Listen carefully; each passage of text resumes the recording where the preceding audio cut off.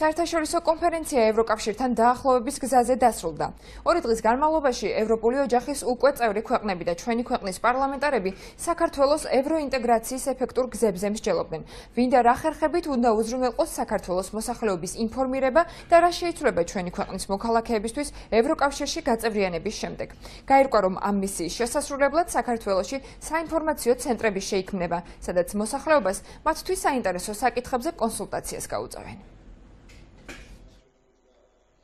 ევროპასთან ასოცირების შეთანხმების ხელმოწერის შემდეგ მთავარი საზრუნავი ქვეყნის მოსახლეობისათვის იმის შესაძლებლობების გაცნობა გახდა, რომლითაც ქართული საზოგადოება ევროპულს უნდა დაუახლოვდეს. ვინ უნდა იტვირთოს პასუხისმგებლობა და რა არის ამისათვის აუცილებელი? საკუთარი შესაძლებლობები და უცხოური გამოცდილება ქართველმა და უცხოელმა პარლამენტარებმა ერთმანეთს საერთაშორისო საპარლამენტო კონფერენციაზე გააცნეს. აღმოჩნდა, რომ საზოგადოებასთან აქტიური კომუნიკაციის წარმოება ქვეყნის პარლამენტს ეკისრება. უნდა გადანაწილდეს ფუნქციები შესაბამისი უწყებების, პარლამენტის შესაბამისი კომიტეტების, სამინისტროების ფლანგზე, რაც ბიზნეს ძალიან ჭირდება, სხვადასხვა სოციალურ ჯგუფს ძალიან ჭირდება. კანონმდებლების განცხადებით ევროინტეგრაციასთან დაკავშირებით ცნობიერების დონის ასამაღლებლად არანაკლებ მნიშვნელოვანია სატელევიზიო ბეჭდური ინტერნეტ თუ სოციალური მედიის აქტიურობა.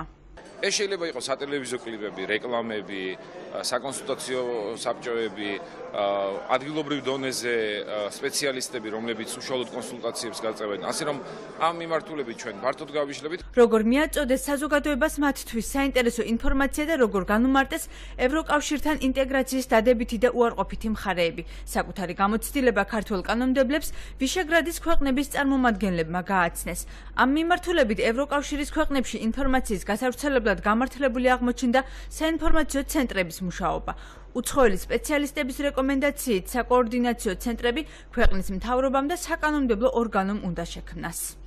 ჩეხეთის გამოცდილების მიხედვით საინფორმაციო ცენტრები, რომლებიც მიმდინარე პროცესებზე, შესაძლებლობებსა და საფრთხეებზე მოსახლეობას მათთვის საინტერესო ცნობებს აწვდიდა, პარლამენტში მთავრობასა და ევროკავშირის წარმომადგენლობაში მუშაობდა. ეს ცენტრები რაც მეტი იქნება, მით უკეთესია, რადგან უფრო დროულად და ოპერატიულად მოხდება საზოგადოებისთვის ცნობიერების ამაღლება. არ უნდა დაგავიწყდეთ, რომ უმნიშვნელოვანესია არასამთავრობო სექტორის აქტიურობაც. ამის რეალური ნება და სურვილი უნდა არსებობდეს. ახლა ჩვენ 2007-8 წლებში ასეთი სპეციალური საინფორმაციო სადოკუმენტაციო ცენტრი შევქმნით პარლამენტში თბილისში. მაგრამ მე ჩვენი იდეა იყო და სურვილი ქუთაისში გადმოტანა პარლამენტის.